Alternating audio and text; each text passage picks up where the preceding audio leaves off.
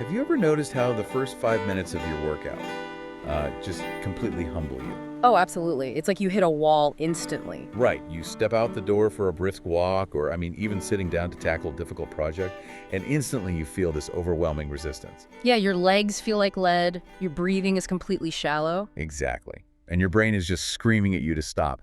But the crazy thing is, we take that initial discomfort and we project it onto our entire identity. We really do. We tell ourselves we lack discipline or, we've lost our edge. Or that we're just not capable anymore. We issue this harsh verdict on our potential before the biological systems have even had a chance to fully boot up. Right, because we expect the beginning of an activity to be this like burst of fresh cinematic energy, the montage sequence. Yes, the training montage. Yeah, But physiology tells us a completely different story. it does. The beginning of almost any endeavor is inherently the most mechanically chaotic, inefficient phase of the entire process.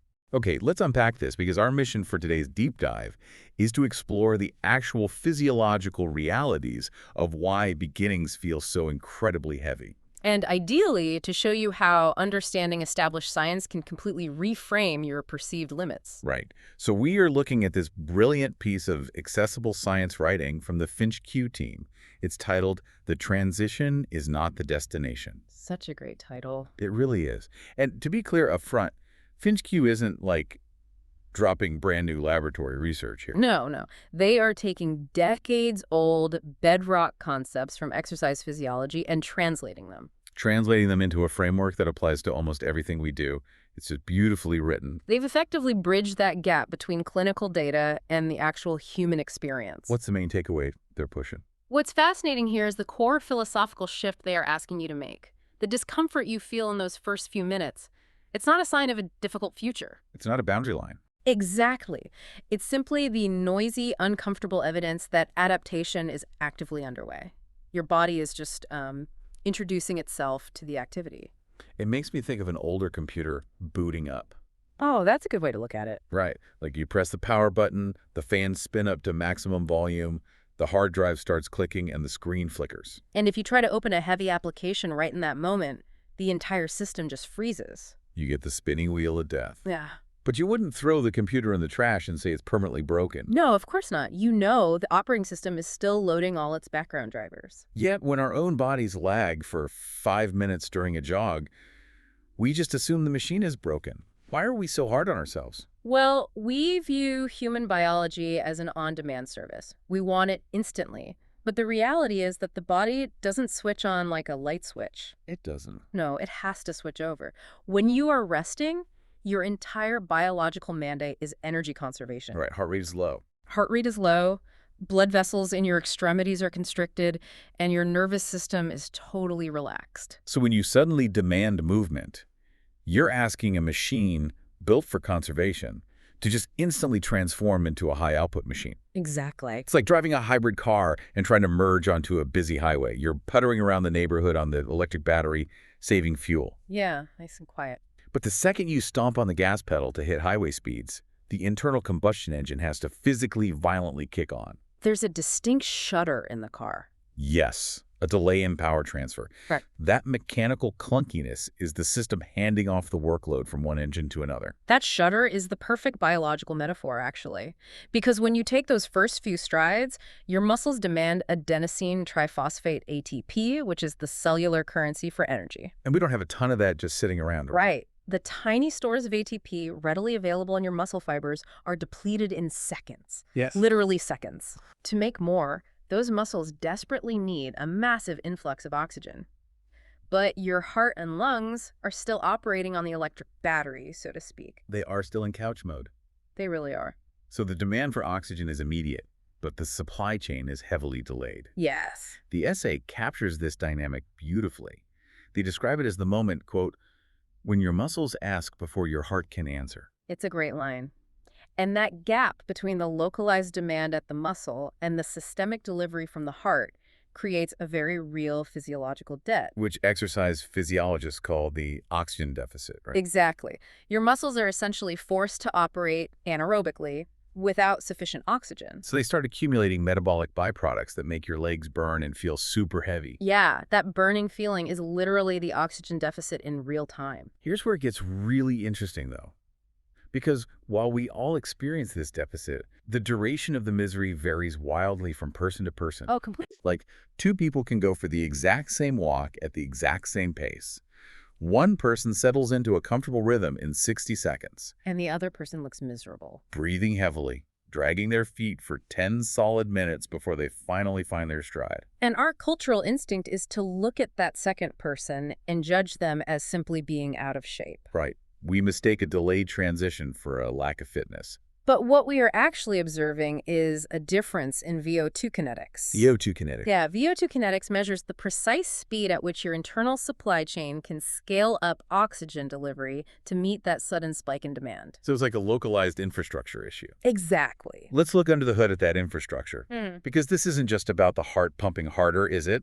The blood literally gets bottlenecked. Right, because a resting muscle fiber doesn't have a lot of open capillaries, those tiny blood vessels ready to receive a massive surge of blood. It takes actual time for the body to physically dilate those pathways. It takes time to dilate the vessels, and it takes time for the cellular machinery to ramp up. So even when the blood finally delivers the oxygen to the muscle, the cells still have to process it. Yes, using mitochondria, the microscopic power plants inside the cell, people with faster VO2 kinetics typically have denser capillary networks. And a higher volume of mitochondria. Right, so they can clear that oxygen deficit rapidly.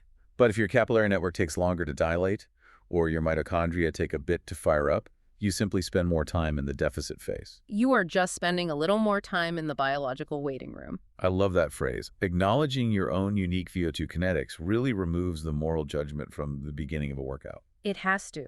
If it takes your friend 2 minutes to clear the deficit and it takes you 8 minutes, you aren't failing. You just have a different physiological transition timeline. Exactly. The delay is mechanical. It's not a reflection of your character. Okay, so that's the muscles and the oxygen. But the muscle tissue is only one part of the transition, right? Oh, yeah. The chaotic feeling of starting something new isn't just about oxygen supply. It's a systemic reorganization. The nervous system is getting involved. Very involved.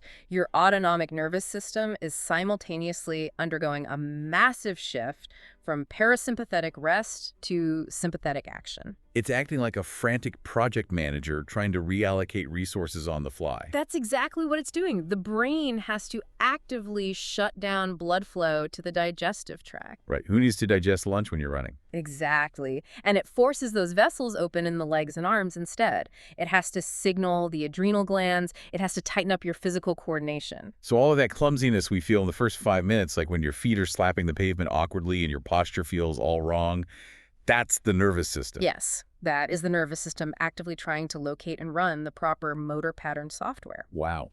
Scientists refer to this broader transition as autonomic regulation. Autonomic regulation. Yeah.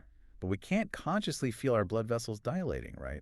No, we can't feel the neural pathways optimizing either, but we vividly feel the end result. We experience successful autonomic regulation simply as the movement suddenly feeling, well, just more natural. The stride smooths out, the tension in your shoulders finally drops. Now, there's one very specific, highly relatable detail the Finch Q piece brings up regarding these lagging systems, and it involves the sensation of breathing. Oh, the breathing, yeah. In those early minutes, you often take a breath, but it feels incredibly shallow and unsatisfying. It feels panicky. Like the air just isn't doing its job. I always assumed this was purely a lack of oxygen. Most people do, but it's actually driven by a chemical alarm system in the blood. Wait, really? Yeah, the feeling of needing to gasp for air is rarely about oxygen deprivation. It is almost entirely about exhaust management. Exhaust management. That is fascinating. This is the ventilatory response in action. As your muscles churn through those initial inefficient energy stores during the oxygen deficit, they produce carbon dioxide as a byproduct. And when CO2 levels rise, your blood physically becomes more acidic. And your brain is highly sensitive to that acidity. It's monitoring the pH level of the blood in real time. Real time. There are specialized sensors called chemoreceptors located in your major arteries. And they are constantly tasting the blood, basically. Pretty much. The instant they detect a drop in pH, meaning rising acidity from the carbon dioxide, they send emergency signals to the respiratory center in your brainstem, So the brain responds by forcing your diaphragm to contract harder and faster. desperately trying to blow off that excess carbon dioxide through your lungs. So that uncomfortable, shallow, panicky breathing isn't a sign that your lungs are failing. Not at all. It's a highly successful, aggressive venting strategy. Your brain is just tinkering with the rhythm, adjusting the depth and speed of your breaths, trying to find the exact mathematical ratio needed to balance the blood chemistry. And eventually, the brain finds the groove. The struggle stops, and breathing becomes unconscious again. The conscious struggle fades because the subconscious systems have finally optimized. Exactly. The essay highlights this dynamic with a beautiful observation about the heart itself, too. Right, the heart doesn't just flip a switch to high gear. No, it learns beat by beat exactly how much blood the muscles require. It's a real-time negotiation between the working limbs and the central pump until the output perfectly matches the demand. And once that negotiation is settled, the perceived effort drops off a cliff. It really does. The effort suddenly feels entirely manageable, even though the external task hasn't changed at all. You are still running at the exact same pace or walking up the exact same hill. But the internal friction is just gone. This arrival point, this biological harmony where all the lagging systems finally sync up, is what physiologists call steady state. Steady state. So at steady state, your VO2 kinetics have caught up. The oxygen deficit is cleared, the heart rate stabilizes. The chemoreceptors are happy with the blood acidity, so your breathing finds a calm rhythm. You have officially crossed the transition zone. Going back to our computer analogy, the operating system is fully loaded. You can finally run the heavy applications without the computer freezing. Exactly. To put it another way, the physiological reward for enduring the discomfort of the transition is the effortless efficiency of the steady state. You are no longer spending energy adapting to the stress of starting. Right. You are simply maintaining the work. So what does this all mean? Up to this point, we've been deep in the weeds of exercise physiology, talking about mitochondria and chemoreceptors and capillary beds. Which is great stuff. It is. But the brilliance of the Finch Q essay is that it doesn't stop at the gym door. No, it pivots. It takes this entire established physiological framework and expands it into a profound metaphor for almost everything else we do in life. If we connect this to the bigger picture, the biological reality of the transition zone perfectly mirrors the psychological and emotional reality of any meaningful endeavor. The underlying mechanism of friction is identical, isn't it? Completely identical. Moving from a state of rest to a state of action requires an immense amount of upfront energy. Whether that action is physical, cognitive, or emotional. Exactly. They give some incredibly poignant examples in the piece. Like, the first page of writing a complex report is always infinitely harder than the 10th page. Oh, for sure. Or the first conversation you have with a partner after a major disagreement. Agonizingly harder than the second conversation. The first few days of physical therapy after a surgery feel radically different from the weeks of recovery that follow. Every single one of those scenarios requires an internal shift. Yes.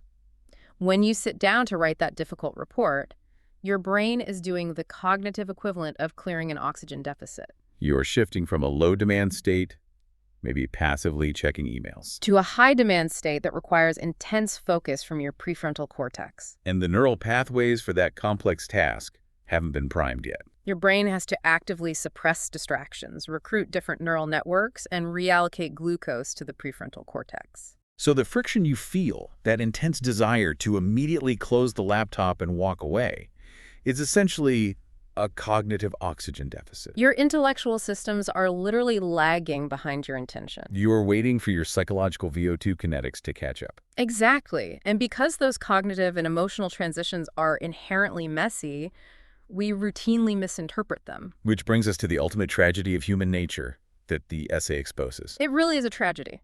The vast majority of people do not stop an activity because they have reached their actual physiological or intellectual limit. They stop because they mistake the transition for the limit. Yes. I want to make sure that lands because it is the core takeaway of this entire deep dive.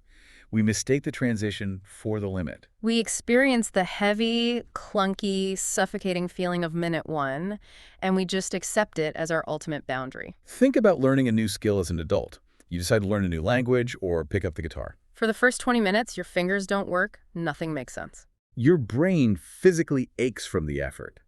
And what is the immediate internal monologue? I am not smart enough for this. I don't have the talent. I'm too old to learn this. We project the misery of the first 20 minutes out to the next 20 years. We assume that if minute 1 is this agonizing, hour 1 is going to be unsurvivable. But the established science tells us the exact opposite. Hour 1 is often infinitely easier than minute 1. Because by hour 1, you have reached steady state. The neural pathways have fired up. The cognitive operating system has loaded. The initial clumsiness is never a reflection of your potential. It is simply the friction of adaptation. It is the sound of the engine switching over. Understanding this biology changes how you interpret every difficult beginning in your life. The discomfort of staring at the blank page is real. The anxiety of initiating a tough conversation is real. But neither of those sensations describes what comes next. They only describe the temporary present moment of adaptation. It reframes the difficulty completely. The heavy legs, the shallow breathing, the writer's block, they aren't red flags warning you to turn back. No, they are just the price of admission. They are the physiological toll you pay to cross from a state of rest into a state of flow. The transition is a biological toll booth, not a roadblock. And once you recognize the toll booth for what it is, you stop turning the car around just because you have to wait in line for a few minutes. Such a powerful way to look at it. So as we wrap up our analysis of this material, I want to speak directly to you, the listener. The next time you find yourself in the early, agonizing minutes of something hard, whether your lungs are burning on a neighborhood jog, or you are staring at a blinking cursor on a blank screen. Or you're bracing yourself to repair a fractured relationship. Remember the science we've discussed today. Difficult beginnings are not warnings. They are not verdicts on your capability, your fitness, or your character. They are just the messy, uncomfortable, entirely normal evidence that your internal systems are desperately trying to match your ambition. The beginning of an activity is, objectively and scientifically speaking, the least accurate reflection of what your body and your brain are actually capable of achieving. It is the worst possible time to judge your own potential. Because, as the mantra of the Finch Q essay reminds us so perfectly, the transition is not the destination. This raises an important question, though, and it's a thought I want to leave you with as we close. Let's hear it. We spent a lot of time exploring how our physical biology proves that the beginning is the worst measure of our true capabilities, right? Right. If we know that to be a hard scientific fact regarding our heart and lungs, well, how many non-physical pursuits in your life have you abandoned too early? Oh, wow. Careers you were deeply interested in, relationships you were trying to build, creative passions you wanted to explore. How many of those did you walk away from simply because you judged your lifelong potential by the temporary, suffocating discomfort of that initial oxygen deficit phase? That is a heavy, necessary thought to chew on. Something to deeply mull over the next time you find yourself facing a difficult start. Thank you for joining us on this deep dive. Go out there, face those messy beginnings with a little more patience, and please, give yourself the grace to actually cross the transition zone. Until next time.